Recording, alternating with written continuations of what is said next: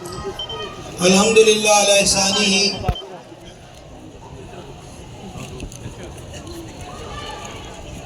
الحمدللہ علی احسانہ کہ آج ایک مرتبہ پھر ہمیں اپنے مربی و مولا آقا نعمت مرشد کریم ولی کامل بدر طریقت قاسم فیضان اعلی حضرت مظہر محدث اعظم سرکار سیدی و سندی آقائی و ملجائی کنزی و زخری پیر ابو محمد محمد عبدالرشید قادری رضوی قطب سمندری قدس سرہ العزیز کے سالانہ عرس سراپا قدس میں حاضری کا عظیم شرف حاصل ہوا۔ مالک کریم ہماری یہ نسبتیں ہمیشہ سلامت رکھے اور ہمیں مرشدی کے دامن کرم سے ہمیشہ وابستہ رکھے، آمین۔ اسی آستانہ قدس پر ہر سال میں ایک چیز آپ کو بتاتا ہوں کہ سالانہ عرس ہوتا تھا جو ہمارے مرشد کریم اس کا اہتمام فرماتے، عرس مجدد اعظم و محدث اعظم رضی اللہ تعالی عنہما۔ یہ بزرگ لوگ زیادہ جانتے ہیں، ماہ چیتر کی پہلی جمعرات اور جمعہ۔ تو جہاں سیدی اعلی حضرت اور قطب زمن محدث اعظم اور گنج بخش علم، جن کو گنج بخش علم کسی نقیب نے نہیں کہا بلکہ شہزادہ اعلی حضرت نے کہا، فیض کے داتا سے مالا مال تھا، گنج بخش علم تھا جاتا رہا۔ حضور سیدی ابو الفضل محمد سردار احمد قادری رضوی چشتی قدس سر العزیز کا۔ یہ بینک بند ہو جائے گا جی، بند کر دیں پولیس، بس مہربانی کریں، جگہ بدلیں یا مزاج بدلیں، مہربانی۔ سبحان اللہ۔ عرض یہ کر رہا تھا کہ ایک تو اعلیٰ حضرت کے بارے میں، کیونکہ یہاں کثیر تعداد ارباب محراب و منبر کی ہے، درد مندانہ اور فقیرانہ گزارش ہے کہ ابھی ہمیں اعلیٰ حضرت کی فکر اور اعلیٰ حضرت کی شخصیت کے بارے میں بہت کام کرنا ہے۔ شاید ابھی ہم تعارف امام احمد رضا کے جو سمندر ہے ابھی ہم اس کے ساحل پہ نہیں پہنچے، اور جو کوئی ساحل پر پہنچ بھی گئے ہیں وہ ابھی سیپیاں تلاش کر رہے ہیں، سمندر کی گہرائی تک نہیں گئے۔ امام اہل سنت علوم و فنون اور طریقت و شریعت کی جامع ہستی کا نام ہے۔ امام اہل سنت نے قدیم علوم میں اور جدید علوم میں دن رات کی محنت کر کے جو ہمیں ذخیرہ اور خزانہ عطا فرمایا ہے، جس کی ایک صورت ہمارے پاس فتاوی رضویہ ہے، اور یہ کل نہیں ہے، یہ اس کا ایک حصہ ہے، یہ اس کا ایک حصہ ہے، مگر جتنا حصہ ہمیں مل بھی گیا، یہ حصہ ایسا ہے کہ صدیوں ابھی اسی پر کام ہوگا، اور جیسے جیسے وقت گزر رہا ہے احمد رضا کا ذکر ڈوب نہیں رہا بلکہ ذکر رضا کا چاند عروج پر جا رہا۔ سبحان اللہ، بے شک، سبحان اللہ۔ چھوٹی چھوٹی باتوں میں الجھ کر، بھائی صاحب پلیز، اور آپ لوگ بیٹھ جائیں، مہربانی کریں، مہربانی کریں، جگہ نہیں ملتی، یہاں مٹی پہ بھی بیٹھ جاؤ تو وہ بھی سونے کا دسترخوان ہے بھائی صاحب۔ عرض یہ کر رہا ہوں میں آپ کی خدمت میں کہ امام اہل سنت رضی اللہ تعالی عنہ کی ذات پر کام ہو رہا ہے۔ امام احمد رضا وہ ہستی ہیں کہ مصر ہو یعنی عرب ہو یا عجم ہو، یورپ ہو، افریقہ ہو، ہندوستان ہو، پاکستان ہو، بنگلہ دیش ہو، ان ملکوں کی یونیورسٹیوں میں اعلیٰ حضرت پر پی ایچ ڈیز کے مقالے ہو چکے اور ابھی ہو رہے ہیں۔ اعلیٰ حضرت کی عربی زبان میں مہارت، اعلیٰ حضرت کی فقاہت، اعلیٰ حضرت کے امور طریقت، اعلیٰ حضرت کا انداز اسلوب، اعلیٰ حضرت کا طریقہ ہے دلائل، ان تمام پر بڑے بڑے لوگ پی ایچ ڈی کر چکے، ایم فل کے مقالہ جات لکھ چکے، یوں میں آپ سے عرض کر رہا ہوں کہ امام احمد رضا کا ذکر پرانا نہیں ہوا، بلکہ امام احمد رضا کا ذکر روز فزوں ہے ترقی کی جانب۔ سبحان اللہ سبحان اللہ۔ ابھی ماضی قریب میں ہند کے ایک عالم نے محنت کی، وہ کتاب پاکستان میں بھی چھپی، امام احمد رضا بحیثیت مجتہد، کہ اعلیٰ حضرت عظیم البرکت رضی اللہ تعالی عنہ کو اگر کوئی مجتہد بھی شرع نہ مانے تو کم از کم امام احمد رضا کا جو لیول ہے وہ مجتہد فی المسائل کا ہے، اور یہ بات بھی کسی نقیب کی نقابت نہیں ہے، اس دعوے کی دلیل خود فتاوی رضویہ ہے۔ سبحان اللہ۔ آپ صبح سے کہہ رہے سبحان ہیں، اللہ آپ کی آگے مرضی ہے۔ سبحان اللہ۔ سائنسی علوم پر ناز کر کر نئی نسل کو یہ کہا جاتا ہے کہ ملا مسجد کی چار دیواری تک محدود ہے، ملا کنویں کا مینڈک ہے، ملا تسبیح مسواک تک محدود ہے۔ رضویو، کب ان دنیا والوں کو بتاؤ گے زمین ساکن ہے کہ حرکت کرتی ہے؟ یہ سائنس کی گتھیوں کو الجھی ہوئی گتھیوں کو سلجھانے والا وہی ہے جس کے نام کے ساتھ ملا لگتا ہے، سبحان اللہ سبحان اللہ، اور وہ ہمارا امام احمد رضا۔ سبحان اللہ سبحان اللہ۔ سمجھ رہے ہیں؟ دوسری بات یہ ہے، وقت تھوڑا ہے اور ہمیں بہت سی باتیں کرنا ہے۔ امام اہل سنت قدس سر العزیز، بس ایک جہد میں آپ کے سامنے رکھنا چاہتا ہوں، پھر ہم در محدث اعظم پہ آنا چاہتے ہیں۔ سبحان اللہ۔ ایک جہد آپ کے سامنے رکھنا چاہتا ہوں۔ اعلیٰ حضرت سے پہلے مجدد گزرے ہیں، سرکار سرہند حضرت مجدد الفسانی شیخ احمد فاروقی گزرے، مجدد ہیں۔ ان سے پیچھے آپ امام جلال الدین سیوطی تک چلے جائیں، وہ مجدد ہیں۔ اعلیٰ حضرت عظیم البرکت کا جو دور ہے وہ دور پچھلے تمام مجددین سے مختلف ہے۔ اے کاش کہ یہ دو لائنیں آپ دھیان سے سن لیں تو یہ آج آستانہ عالیہ رضویہ رشیدیہ کا لنگر ہوگا۔ سبحان اللہ۔ اور میری ریکویسٹ ہے کہ اس کو دل کے کانوں سے دو لائنوں کو سننا۔ اعلیٰ حضرت رحمت اللہ علیہ کا دور جو مجددانہ کردار کا دور ہے وہ پچھلے ادوار سے مختلف ہے۔ مثلاً اعلیٰ حضرت سے پہلے جو مجدد مشہور گزرے ہیں وہ شیخ احمد فاروقی رحمت اللہ علیہ سلسلہ نقشبندیہ کے بزرگ ہیں۔ جلال الدین اکبر اور جہانگیر دو بادشاہوں کو انہوں نے دور پایا ہے۔ بادشاہ کے محل سے دین و شریعت و سنت کو بدلنے کی رسم چلی تھی۔ پہلا بادشاہ بڑا تگڑا تھا، مجدد پاک نے خفیہ تحریک چلائی اور راہ کو ہموار کیا، اور جب جہانگیر آیا ہے تو بابا پھر کھڑا ہو گیا کیونکہ سنگی ساتھ تھے۔ کیا بات ہے۔ اور پھر شاعر مشرق نے اس کے لیے کہا کہ گردن نہ جھکی جس کی جہانگیر کے آگے۔ سمجھ گئے؟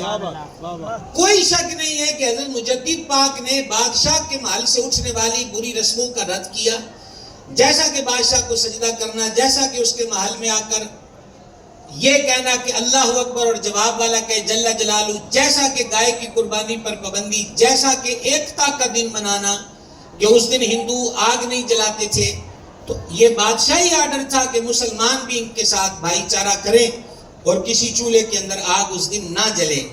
ان رسموں کا تدارک کیا ہے حضرت مجدد پاک نے، پر امام احمد رضا کا دور پچھلے تمام مجددوں سے مختلف ہے۔ وہ کیسے؟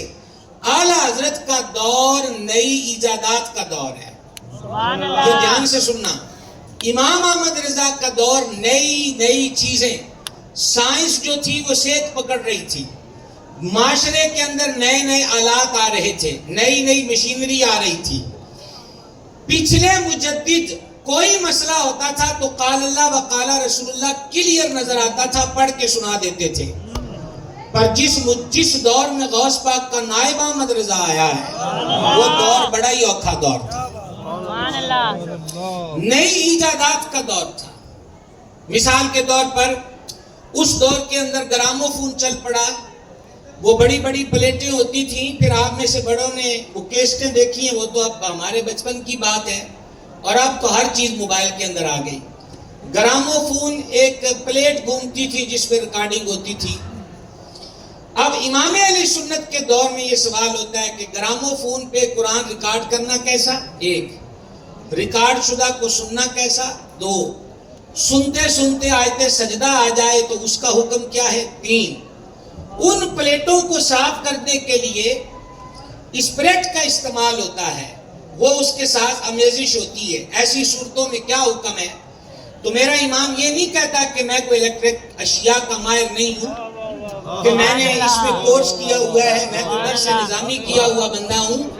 अहमद रजा ने कलम उठाया तो जो तुसी भी को जींदे जागते होए तो बोले आज पहले जुमला सुनना। इमाम अहमद रजा ने इस उन्वान पर पूरी किताब लिखी है।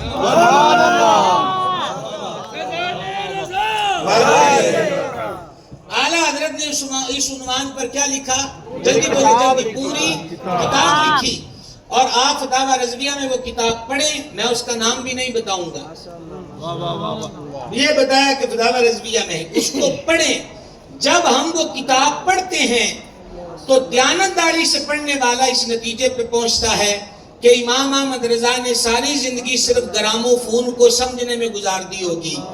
और यही एक इल्म है कि जिसको एक एक बारीकी का पता है, वो है मेरा इमाम, कि नई चीजें मार्केट में आए और आला हज़रत से सवाल आए तो यहाँ चूके चुनाचे नहीं होता, बल्कि जिस्म आ गए हो सिक्के बिठा दिए। दूसरी चीज, अंग्रेजों की एक कंपनी थी रूसर, वो बनाते थे शक्कर। शक्कर की दूसरी शक्ल चीनी। शक्कर तो आम देहातों के अंदर भी बनती थी, लेकिन चीनी की शक्ल एक नई थी कि वो उसमें वाइटनेस थी, सफेदी थी। उस शक्कर को वाइटनेस देने के लिए, सफेदी देने के लिए कुछ चीजें इस्तेमाल होती थी, जिनमें एक पाउडर था और उस पाउडर के अंदर जानवरों की हड्डियां इस्तेमाल होती थी। ये समझ में आ गई इतनी बात? आवाज कमजोर है आपकी। सुभान अल्लाह, सुभान अल्लाह। यार वाले अल्हम्दुलिल्लाह कह रहे हैं, कोई नेड़े तेड़े वाले भी कह रहे हैं। सुभान अल्लाह। समझ आइए, रूसर में वो जो रूसर कंपनी जो थी वो बनाती थी चीनी। अब आला हज़रत से सवाल आता है, साहिल ये कहता है कि अंग्रेज चीनी बनाते हैं। एक चीनी के अंदर उसकी, जिसको कहते हैं, हमारे कहते हैं कास्टिक सोडा या रंग काट, उस तौर पर वो पाउडर इस्तेमाल होता था जिसमें जानवरों की हड्डियां इस्तेमाल की जाती थी। का अब ये नहीं पता कि हलाल जानवरों की हड्डियां इस्तेमाल हुई हैं कि हराम, और हड्डियां पाक यूज हुई हैं कि नापाक। अब हुक्म दीजिए कि इस चीनी के खाने का हुक्म क्या है? सुभान अल्लाह किधरे कोल है ते आखो सुभान अल्लाह। इमाम अहले सुन्नत ने ये नहीं फरमाया कि मेरा उस कंपनी से कौन सा कोई राब्ता है और मुझे क्या पता है वो कहां से हड्डियां लेते हैं और क्या प्रोसेस है, किस किस मरले से गुजरती हैं। साढ़े कोलों तो के नमाज रोजे का मसला पूछो, मिसवाक कितने गेट होनी चाहिए ये पूछो, ये कौन से मसले तुम हमसे पूछते हो? नहीं, अहमद रजा का कलम उठा और इसके जवाब में भी मेरे इमाम ने पूरी किताब लिखी। जिंदा जिंदा सुभान अल्लाह। इस पर भी आला हजरत ने पूरी किताब लिखी। और किताब लिखने से पहले जो मेरे इमाम का इब्तिदाइया होता है ना, वो 5 लाइनें भी हों, उस 5 लाइनों की बाकी सारी तफसील होती है। यानी वो खुलासा शुरू की 8, 10, 15 लाइनों में मनफ से मसला समझा देते हैं। आला हजरत ने 10 उसूल बयान किए और मैं उलमा की नजर हदिया कर रहा हूं, हमारी तरफ से भी तबर्रुक कबूल करें। साजी आला हजरत ने उस पर लिखा, इन उसूलों को हिफ्ज कर लीजिए, कई 100 साल तक आइंदा कोई चीज भी मार्केट में आए, आइंदा कोई चीज भी मार्केट में आए, वो पाक है कि नापाक, हलाल है कि हराम, जायज है कि नाजायज, तानू कड़ी कड़ी अहमद रजा किथों लबना है। मैं तुम्हें अभी उसूल दे के जा रहा हूं, इन उसूलों पे तुम परखते रहना, जवाब क्लियर तुम्हारे सामने आ जाएगा।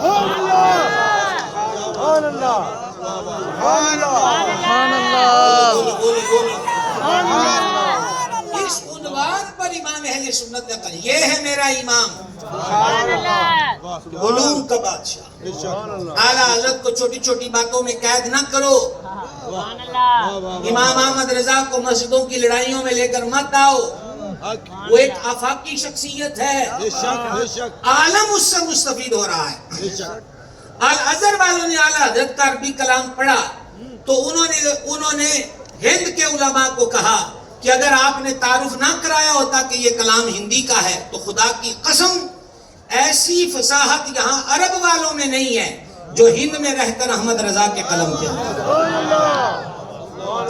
کوثر نیازی نے اپنے ایک خطاب میں کہا کہ میں نے دنیا جہاں کی کتابیں پڑھی اور میں یہ سمجھتا تھا کہ میں علم کا سمندر پی چکا، لیکن میں نے احمد رضا کو نہیں پڑھا، اس کی وجہ کہ میں اس مکتبہ فکر کے مدرسے میں پڑھا تھا جہاں احمد رضا خطرے کی علامت تھا، جہاں احمد رضا کا نام لینا روا نہیں تھا، جہاں احمد رضا کو بدعتوں کا بانی کہا جاتا تھا، جہاں احمد رضا کو رضا خانی مذہب کا بانی کہا جاتا تھا، اس لیے میں نے احمد رضا کو نہیں پڑھا۔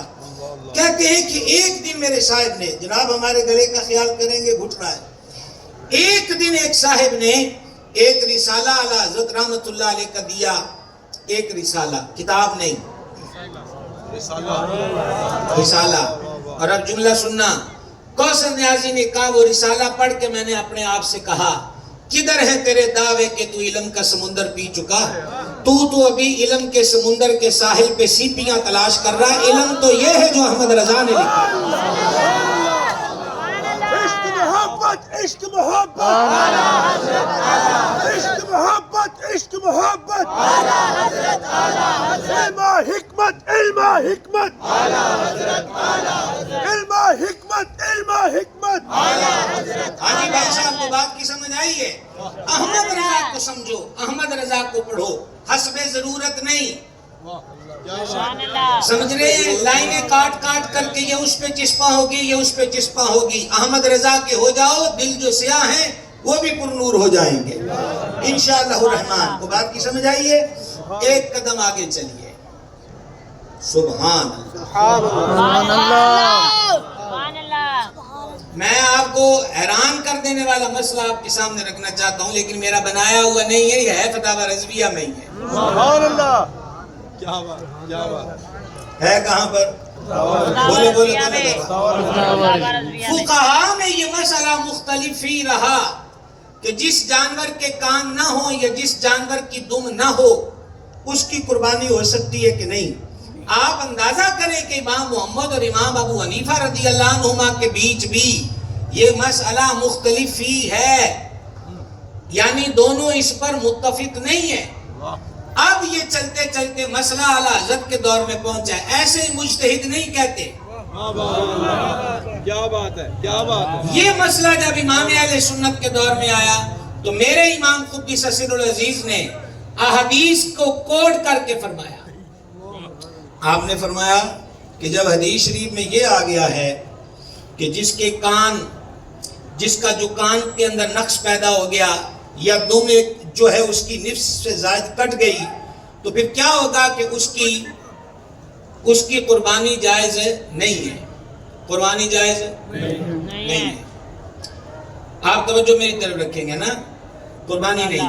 تو اعلیٰ حضرت امام اہل سنت نے استدلال کیا، اس کو کہتے ہیں مسائل کی تنقیح کرنا اور صحت مسئلہ سے لوگوں کو آگاہ کرنا۔ للی فقیر نہیں ہے علم کی دنیا میں احمد رضا، یعنی جو بات ہمارے ائمہ فقہ کے پاس ادھار تھی اس ادھار کو چکایا ہے میرے اعلیٰ حضرت۔ امام اہل سنت نے استدلال بڑے کمال کا کیا، عقلی دلیل تھی۔ آپ نے استدلال فرمایا کہ جدو جانور پیدا ہو کے وہ عیب آ گیا جو دی قربانی نہیں ہو سکتی، تو فرما سیدھی سی بات ہے، پیدائشی طور پر ہی اگر وہ عیب ہوگا تو قربانی کیسے ہو سکتی ہے۔ یہ ایک بیچ میں نے جھلک آپ کو دکھائی ہے، ساروں نے سبحان اللہ بھی نہیں کہتے، سارے نے مسئلہ بھی یہ کوئی نہیں سمجھا گئی ہے نا، کیونکہ مسئلے تے اپن اور بنائی بیٹھے ہیں۔ وہ اعلیٰ حضرت کے علوم و فنون سے دنیا کو آگاہ کون کرے؟ بے شک، بے شک۔ اور مسئلہ کہ اعلیٰ حضرت جو ہے یہ کوئی اتنا کمزور نہیں ہے کہ لوگ اس کو لوٹ لیں گے۔ بے شک، بے شک، کیا بات، کیا بات۔ اعلیٰ حضرت کی نسبت اتنی کمزور نہیں ہے کہ کوئی للی فقیر اور ایرا گہرا اس کو لوٹ لے۔ نازک مزاجیوں کو چھوڑیے اور جو کرنے کا کام ہے وہ کیجئے، اور وہ ہے کہ احمد رضا کا تعارف بھی کروائیے کہ امام احمد رضا کون ہے۔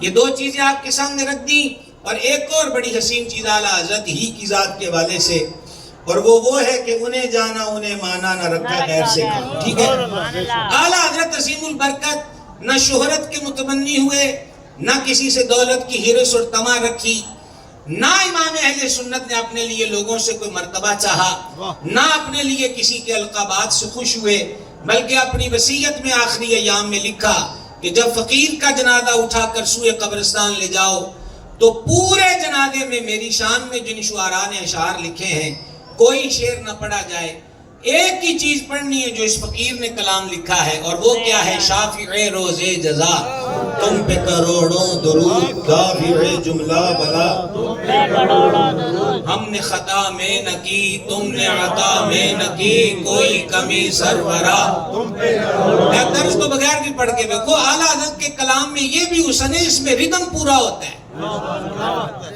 بغیر ترنم کے پڑھیے تو تب بھی ردم ہے، اور ترنم سے پڑھیے تو تب بھی ہے۔ اور پھر امام عرض کرتے ہیں کہ ایک طرف آدائے دین ایک طرف حاسدین، بندہ ہے تنہا شاہ تم پہ کروڑوں، اور جب ادھر سے دست کرم آیا نا کہ تینوں ہے نا حاسداں تے دشمناں تو کابرن دی کیڑی لوڑ ہے، تو پھر امام نے کہا کیوں کہوں بے کس ہوں میں، کیوں کہوں بے بس ہوں میں، تم ہو میں تم پہ فدا، تم ہو حفیظ و مغیث، کیا ہے وہ دشمن خبیث، تم ہو تو پھر خوف کیا۔ میری طرف دیکھنا ہے، آپ نے نوٹ نہیں کرنے صاحب جو مرمت کر رہے ہیں، شعر پڑھو میرے ساتھ، شعر پڑھو۔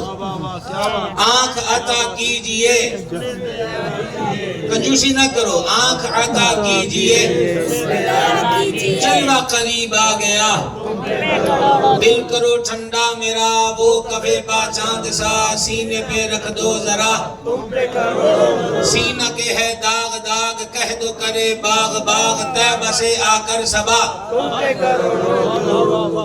کام وہ لے لیجئے، تم کو جو راضی کرے، ٹھیک ہونا میں رضا۔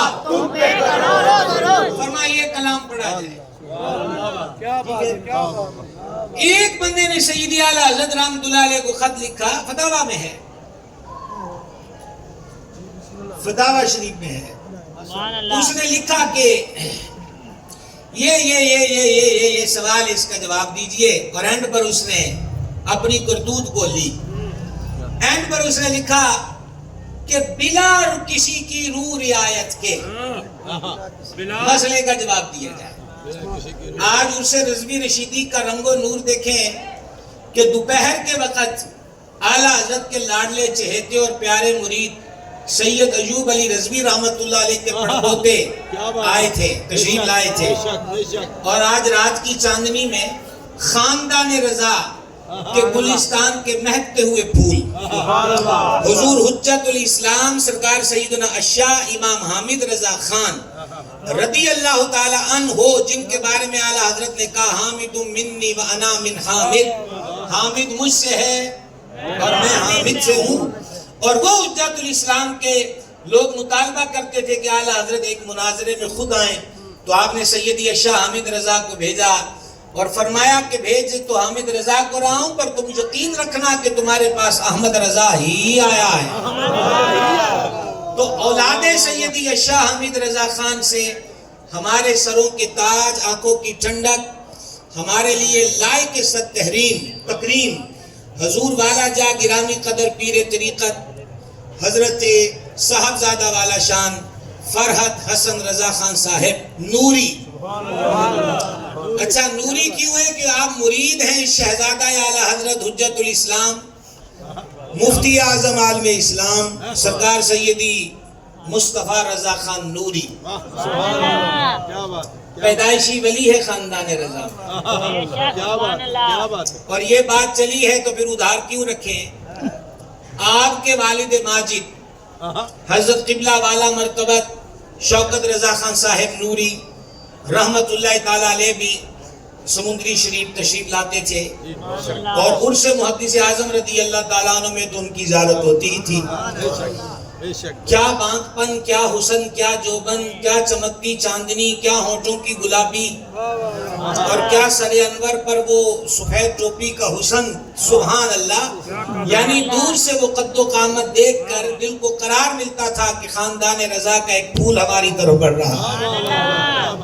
بے شک بے شک. یہ وہ گھرانہ ہے کہ ہمارے دادا مرشد قطب زمن محدث اعظم ابو الفضل محمد سردار احمد قادری رضوی چشتی رضی اللہ تعالی عنہ جب بھی کراچی تشریف لے جاتے تو حضرت قبلہ شوکت رضا خان صاحب کے ہاں ضرور قدم رنجا ہوتے. سبحان اللہ. وہ آپ کا سفر کہ جو سفر آپ کا آخری سفر کراچی کا تھا اور پھر آپ نے وہیں وصال فرمایا، اس سفر نے جب کہ طبیعت پر کئی مرتبہ جس کو لفظ بے ہوشی کہا جاتا ہے وہ طاری ہو جاتی اور دو بندے بازو سے پکڑ کے سہارے کی خدمت پیش کرتے، تو ایسے میں پھر کہاں آپ کے گھر میں آمد ہو سکتی تھی. تو حضرت قبلہ شوکت رضا خان صاحب یعنی حضرت قبلہ فرحت رضا خان صاحب کے والد اقدس محدث اعظم کی زیارت کو وہاں پہنچے جہاں آپ کا علاج معالجہ تھا. تو جب یہ گئے تو انہوں نے سلام ہی کہا تو محدث اعظم نے آنکھیں کھول دی. پیر خانے سے پیار کیا ہوتا ہے کوئی مرشدی سردار احمد سے سیکھے. کیا بات کیا تو بات. انو بھی عرض ہے خشکے نہ ریا کرو، کیا بات ہے. یہ مک جانی ہے زندگی. مک جائے. یہ سارے ٹور ٹپے ہے پیران دے قدمہ دا صدقہ ہے. بے شک بے شک بے شک. سمجھا گئی ہے. عرس پہ تو کم از کم خشکے نہ ریا کرو، جوبن میں رہا کرو، کیا بات. اپنی قسمت پہ ناز کیا کرو. جس کو پتا تھا کہ پیر تگڑا ہے تو اثر کیا ہے، اس نے یہ کہا تھا جبیل قادری 100 جہاں سے ہو قربان مرشد پر، بنایا جس نے تجھ جیسے کو بندہ ہو سے آیا. اجے بھی توڑی خشکیاں والی سبحان اللہ. بڑا مشکل کام ہے آپ سے سبحان اللہ کہلوانا. یہ تو کرامت یہ آج کے دور میں. سبحان اللہ. سبحان اللہ. چلیں اچھا جی جگہ بناؤ. سبحان اللہ. تو کوئی عذر محدث اعظم نے بیان نہیں کیا. کہا حضور انشاءاللہ فقیر کل اتنے بجے حاضر ہوگا. سبحان اللہ. اب سارے حاضرین جو تھے وہ اضطراب اور پریشانی میں تھے کہ اس حال میں محدث اعظم کیسے جائیں گے. لیکن جب کل وہی وقت قریب آیا، ایک تو اس سے پہلے شہزادے اور شہزادیوں کے لیے کپڑا اور دیگر تحائف منگوائے کہ خالی ہاتھ نہیں جائیں گے. اور پھر جب وہ وقت قریب آیا تو پھر فرمایا چلو ہمیں چلنا ہے. اب سارے خدام پریشان ہیں، حضور کہاں چلنا ہے؟ فرما حضرت قبلہ شوکت رضا خان صاحب کے ہاں چلنا ہے. کیا بات. تو حضور آپ اس حال میں کیسے جائیں گے؟ فرما تم نے دیکھا نہیں فقیر نے ان سے وعدہ کیا ہے. کیا بات. سبحان اللہ. سمجھا نہیں یہ بات؟ سبحان اللہ. پھر آپ اس چیز کے گواہ ہیں کہ اس کیفیت میں بھی پھر وہ سارا ذوق جاتا رہا، کیونکہ شوق و اشتیاق یہ تھا کہ پیر خانے کے ایک صاحبزادے نے کہا ہے کہ آپ آئے کیوں نہیں؟ یہ کیسے ہوگا کہ ہم نہ جائیں؟ یہ ہے عشق میرے سردار احمد کا. سمجھے؟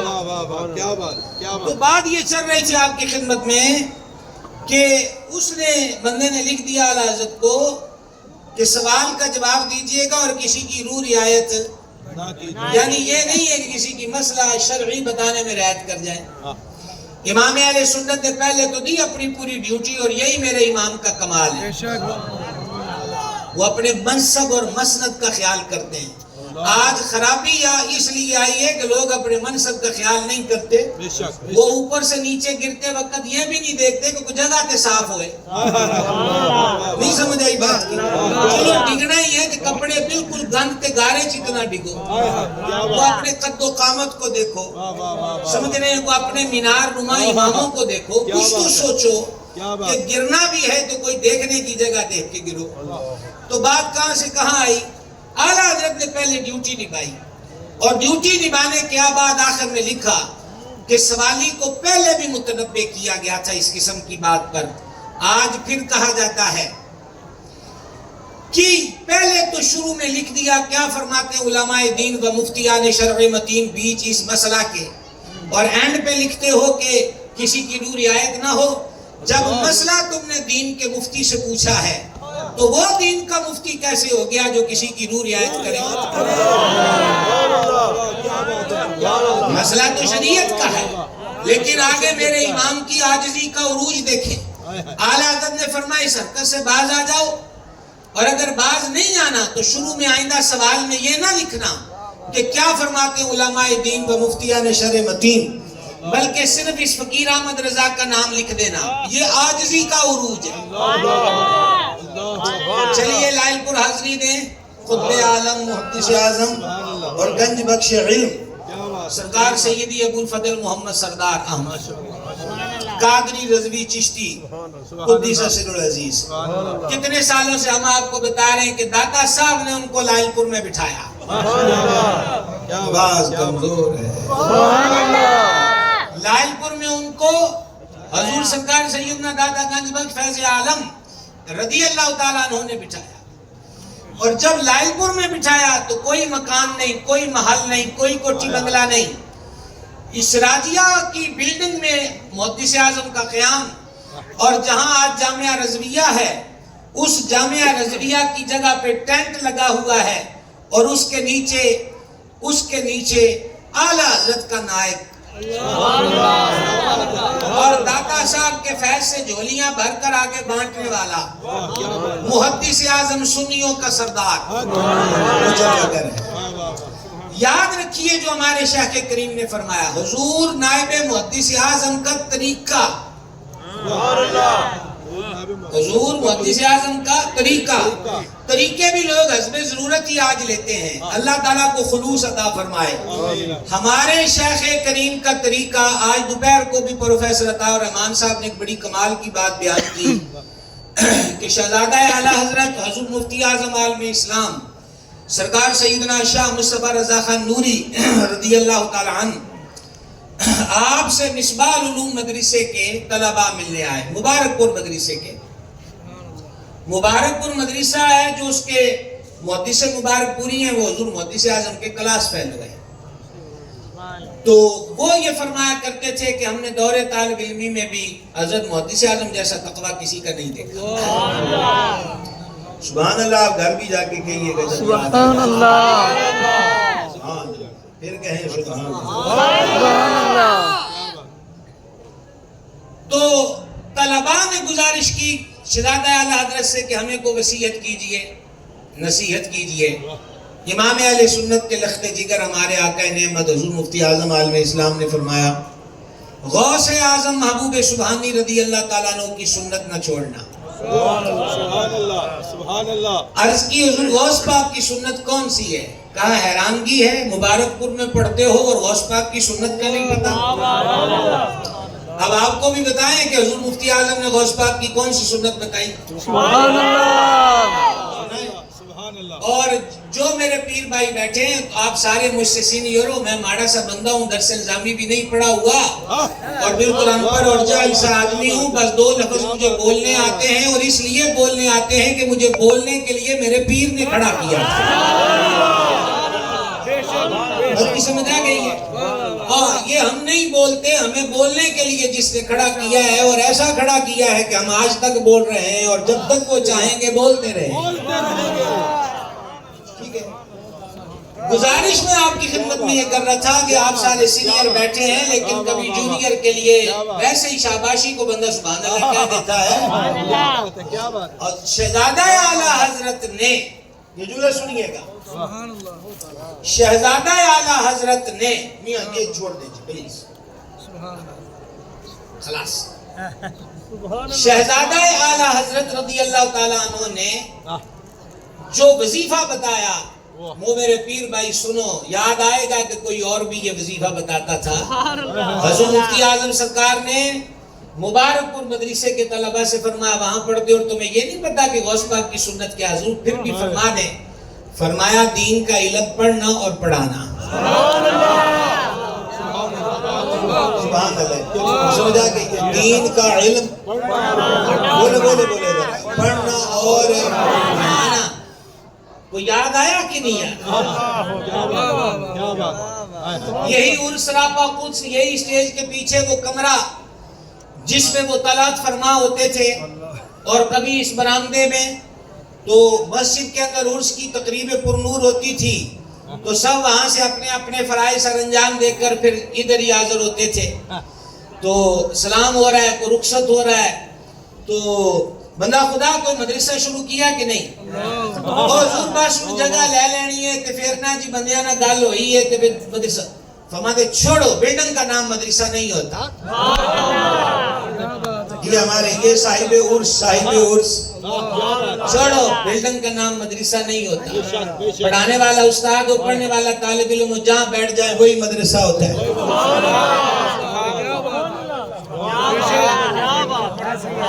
سبحان اللہ. یہ ہے قطب سمندری کا طریقہ. سبحان اللہ. خدا کے لیے آج اس طریقے کی اشد ضرورت ہے.